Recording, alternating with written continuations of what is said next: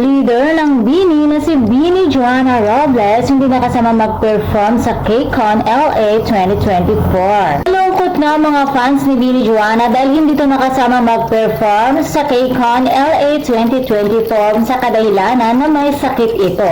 At ayon nga sa naging post ng BINI PH sa kanilang Facebook page, advisory, due to anticipated health issues, Joanna will not be able to participate in KCON LA 2024. Rest assured that she is being monitored closely and recovering well. Let's keep supporting the other members and join us this celebration of culture, music, and excellence performance. Kaya naman si BINI Colette muna ang nagsilbing leader ng grupo. Malungkot man ang mga fans at nanghinayang dahil hindi kumpleto ang BINI, balit masaya naman ito sa performance ng pito. At ipinagdarasal nila ang agarang paggaling ni BINI Joanna. Samantala, sobrang nakaka-proud naman ang Nations Girl Group na BINI dahil isa lamang sila sa masasabi nating Pinoy pride ng ating bansa. Talaga namang may pagmamalaki sila sa loob man o sa labas ng bansa. Dahil sa kanilang talento at syempre,